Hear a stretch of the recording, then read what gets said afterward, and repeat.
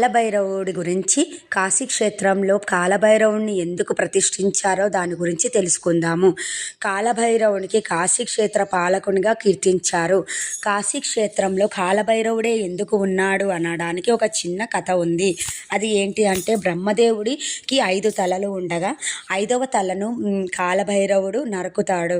ఆ తల బ్రహ్మదేవుని తల కాలభైరవుని చేతికి అతుక్కొని పోయి ఉంటుంది. ఎంత విదిలించినా కూడా ఆ చేతి నుంచి ఆ బ్రహ్మదేవుడి తల విడిపోదు. అలా విడిపోని తలను తీసుకొని శంకరుడి దగ్గరికి వెళ్ళి, ఏంది స్వామి, బ్రహ్మదేవుడి తల నా చేతికి అలా అతుక్కొని పోయింది అనేసి అడగగా, నువ్వు ధర్మం కోసం చేసినప్పటికీ కూడా నీకు బ్రహ్మహత్య పాతకం చుట్టుకుంది. ఈ బ్రహ్మహత్య పాతకం పోవాలి అంటే నువ్వు 14 క్షేత్రాలను దర్శించాల్సి ఉంటుంది అని చెప్పగా, కాలభైరవుడు శివుడికి నమస్కారం పెట్టి కాలభైరవుడు 14 లోకాలను తిరుగుతూ ఉండగా అతి పవిత్రమైన కాశీ క్షేత్రంలో ఆ బ్రహ్మదేవుడి తల నేల రాలుతుంది. నేల రాలి భూమిలో కలిసిపోతుంది.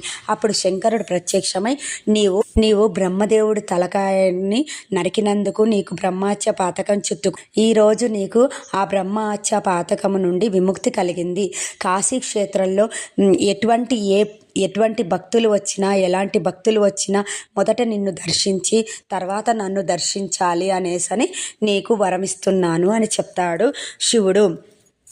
ఏది సాధించాలన్నా ముందుగా ఆయన అనుమతి తీసుకోవాలి అని కాశీ క్షేత్ర మహిమ చెబుతుంది. సాక్షాత్తు శివుడే కాలభైరవుడిగా కాశీ క్షేత్రంలో సంచరిస్తాడని శాస్త్రాలు చెబుతున్నాయి. శివునికి నైవేద్యంగా కొబ్బరి బెల్లం పెడతారు. అలాగే కాలభైరవునికి మెడలో గారెల దండను వేస్తారు. ఈశ్వరుడు మనకు ఆయుష్ను ప్రసాదిస్తాడు, కానీ కాలభైరవుని స్మరిస్తే ఇంకా అతను మన ఆయుష్ని పెంచుతాడని ప్రతిదీ నమ్మకం ఉంటుంది. మనని కాలభైరవుడు ఎప్పుడూ రక్షిస్తాడని చెప్పడానికి ఇది ఒక కథ.